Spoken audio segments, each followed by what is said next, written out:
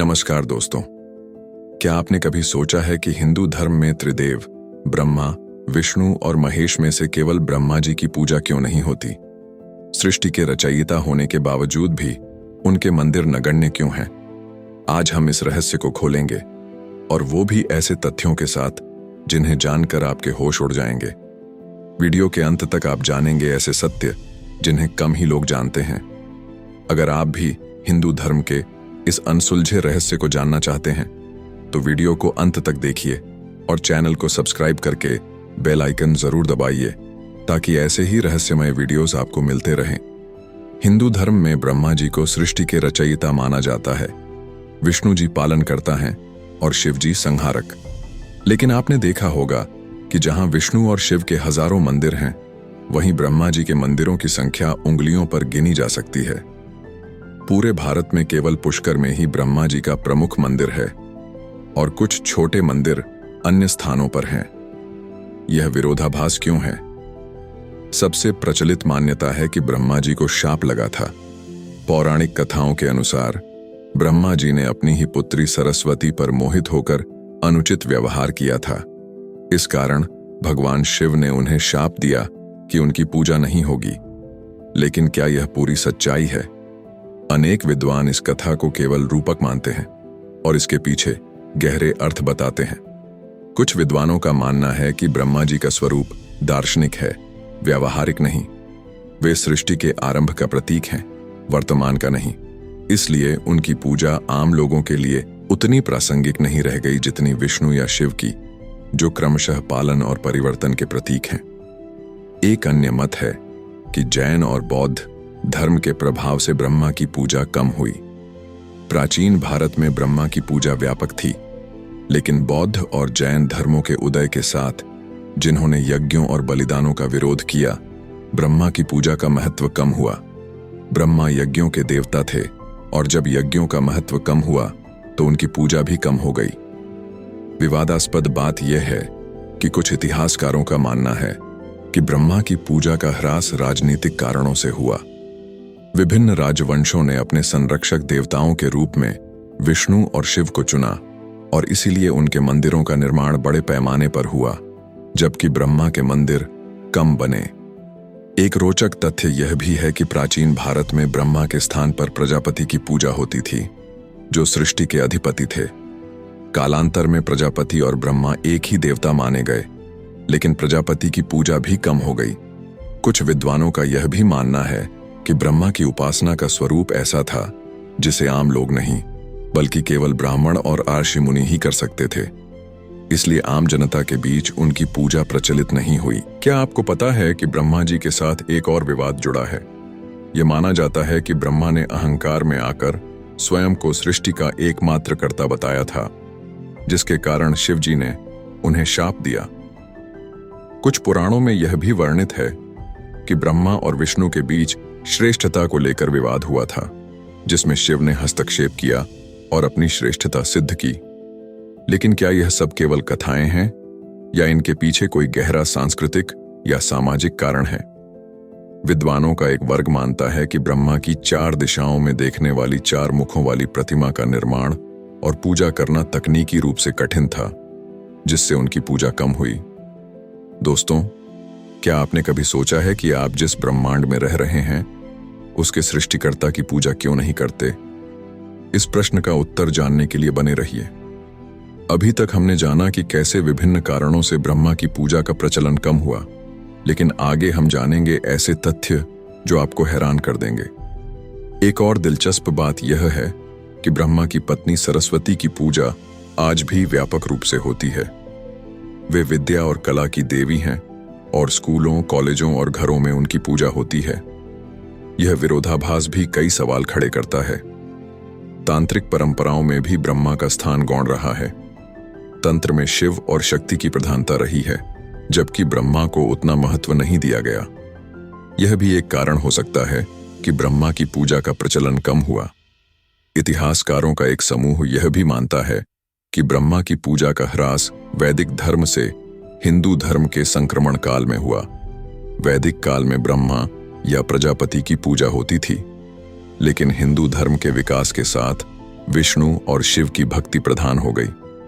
दक्षिण भारत में ब्रह्मा के कुछ मंदिर हैं, जैसे कुंभकोणम का ब्रह्मा मंदिर, लेकिन यहां भी उनकी पूजा उतनी व्यापक नहीं है जितनी अन्य देवताओं की। क्या यह सिर्फ संयोग है या इसके पीछे कोई विशेष कारण है? दोस्तों, अब तक आपने जाना कि कैसे विभिन्न पौराणिक, सांस्कृतिक और ऐतिहासिक कारणों से ब्रह्मा की पूजा का प्रचलन कम हुआ, लेकिन क्या यह पूरी सच्चाई है? वीडियो के दूसरे भाग में हम इस रहस्य की और गहराई में जाएंगे। अगर आपको यह जानकारी अब तक पसंद आई है तो वीडियो को लाइक करें, चैनल को सब्सक्राइब करें और अपने विचार कमेंट में जरूर साझा करें। और हाँ, बेल आइकन जरूर दबाएं ताकि आपको हमारे नए वीडियो की सूचना तुरंत मिल सके। स्वागत है दोस्तों, वीडियो के दूसरे भाग में। अब तक हमने जाना कि कैसे विभिन्न कारणों से ब्रह्मा जी की पूजा का प्रचलन कम हुआ। अब हम इस रहस्य की ओर गहराई में जाएंगे और ऐसे तथ्य जानेंगे जो आपको चौंका देंगे। पुष्कर में स्थित ब्रह्मा का मंदिर भारत का एकमात्र प्रमुख ब्रह्मा मंदिर क्यों है? इसके पीछे एक पौराणिक कथा है। कहा जाता है कि ब्रह्मा जी ने पुष्कर झील के किनारे यज्ञ किया था और उसी स्थान पर उनके मंदिर का निर्माण हुआ। लेकिन इसके पीछे का असली रहस्य क्या है? कुछ इतिहासकारों का मानना है कि प्राचीन काल में पुष्कर एक महत्वपूर्ण व्यापारिक केंद्र था, जहां विभिन्न धर्मों और संस्कृतियों के लोग आते थे। यहां ब्रह्मा की पूजा का प्रचलन एक सांस्कृतिक संगम का परिणाम हो सकता है। पुष्कर में ब्रह्मा के मंदिर की प्राचीनता और इसके महत्व के कारण यह स्थान ब्रह्मा के प्रमुख पूजा स्थल के रूप में विकसित हुआ। एक अन्य दिलचस्प बात यह है कि भारत के बाहर, विशेष रूप से दक्षिण पूर्व एशिया के देशों जैसे थाईलैंड, इंडोनेशिया और कंबोडिया में ब्रह्मा की पूजा अधिक प्रचलित है। वहां ब्रह्मा के कई मंदिर हैं और उनकी पूजा का विशेष महत्व है। क्या यह हिंदू धर्म के विकास की प्रादेशिक विविधता का परिणाम है या कुछ और? विवादास्पद तथ्य यह है कि कुछ विद्वानों का मानना है कि ब्रह्मा की पूजा का ह्रास स्त्री पुरुष संबंधों के प्रति समाज के बदलते नजरिए का परिणाम है। ब्रह्मा और सरस्वती के संबंध को लेकर जो विवाद था, उसे लेकर समाज में जो नैतिक मान्यताएं विकसित हुईं, उनके कारण भी ब्रह्मा की पूजा कम हुई। कुछ धर्मशास्त्री यह भी मानते हैं कि ब्रह्मा की पूजा का ह्रास चक्रीय है। हिंदू धर्म में युग चक्र की अवधारणा है, जिसके अनुसार सृष्टि, पालन और संहार का चक्र चलता रहता है।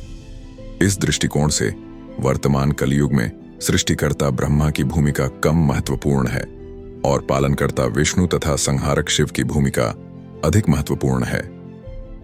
एक अन्य रोचक पहलू यह है कि ब्रह्मा के स्वरूप में जो चार मुख हैं, वे चार वेदों ऋग्वेद, यजुर्वेद, सामवेद और अथर्ववेद का प्रतिनिधित्व करते हैं। इसका अर्थ है कि ब्रह्मा ज्ञान के स्रोत हैं। लेकिन जैसे जैसे वेदों का पठन पाठन कम हुआ, वैसे वैसे ब्रह्मा की पूजा भी कम हुई। कुछ विद्वानों का यह भी मानना है कि ब्रह्मा की पूजा का ह्रास भक्ति आंदोलन के उदय से भी जुड़ा है।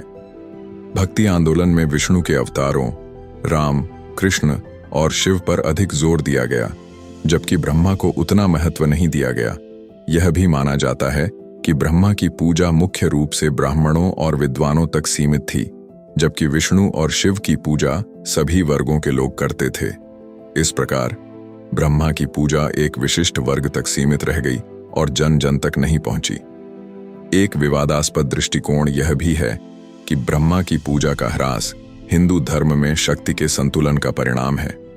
जहां विष्णु और शिव दोनों की शक्तियां, लक्ष्मी और पार्वती, प्रमुख देवियां हैं, वहीं ब्रह्मा की शक्ति सरस्वती की पूजा अलग से होती है, जिससे ब्रह्मा की पूजा का महत्व कम हुआ। क्या आपको पता है कि हिंदू धर्म के अलावा अन्य धर्मों में भी सृष्टिकर्ता की पूजा कम होती है? यहूदी, ईसाई और इस्लाम धर्म में भी सृष्टिकर्ता की प्रत्यक्ष पूजा नहीं होती, बल्कि उनके गुणों और शक्तियों की स्तुति की जाती है। क्या यह सिर्फ संयोग है या इसके पीछे कोई गहरा दार्शनिक आधार है? हमारे प्राचीन ग्रंथों में ब्रह्मा को लेकर कई विरोधाभासी कथाएं मिलती हैं। कुछ पुराणों में उन्हें सर्वोच्च देवता बताया गया है, तो कुछ में उनकी भूमिका गौण दिखाई गई है। क्या यह विभिन्न कालों में धार्मिक विचारधाराओं के बदलाव का परिणाम है? जानकारों का मानना है कि ब्रह्मा की पूजा का ह्रास भारतीय दर्शन के विकास से भी जुड़ा है। जैसे जैसे अद्वैत, विशिष्टाद्वैत और द्वैत जैसे दर्शनों का विकास हुआ, वैसे वैसे ब्रह्मा के स्थान पर निराकार ब्रह्म की अवधारणा प्रमुख हुई, जिससे साकार ब्रह्मा की पूजा कम हुई। एक अन्य रोचक बात यह है कि पौराणिक कथाओं में ब्रह्मा की आयु एक कल्प, ब्रह्मा का एक दिन बताई गई है, जो हमारे हिसाब से अरबों वर्ष होता है। इसका अर्थ है कि ब्रह्मा भी अनंत नहीं है, बल्कि उनका भी अंत निश्चित है। शायद यही कारण है कि अनंत माने जाने वाले विष्णु और शिव की पूजा अधिक होती है। क्या आपने कभी सोचा है कि आधुनिक समय में ब्रह्मा की पूजा पुनः प्रचलित हो सकती है? कुछ धार्मिक विद्वान मानते हैं कि धर्म भी चक्रीय होता है और समय के साथ साथ जो देवता कम महत्वपूर्ण हो जाते हैं वे फिर से महत्वपूर्ण हो सकते हैं। क्या आने वाले समय में ब्रह्मा की पूजा फिर से प्रचलित होगी? हमारे आधुनिक समाज में जहां विज्ञान और तकनीक का बोलबाला है, सृष्टिकर्ता ब्रह्मा की अवधारणा और भी अधिक प्रासंगिक हो सकती है। आखिरकार विज्ञान भी ब्रह्मांड की उत्पत्ति के रहस्य को जानने का प्रयास कर रहा है, जो ब्रह्मा के कार्य क्षेत्र में आता है। दोस्तों, आज हमने जाना कि कैसे विभिन्न कारणों से ब्रह्मा जी की पूजा का प्रचलन कम हुआ। हमने देखा कि इसके पीछे पौराणिक, ऐतिहासिक, सामाजिक और दार्शनिक कई कारण हैं। यह विषय हमें दिखाता है कि हमारा धर्म और संस्कृति कितनी जटिल और गतिशील है। अंत में यह कहना उचित होगा कि ब्रह्मा की पूजा का ह्रास हमारे धार्मिक विकास का एक पहलू है, न कि कोई अपवाद या अनोमाली।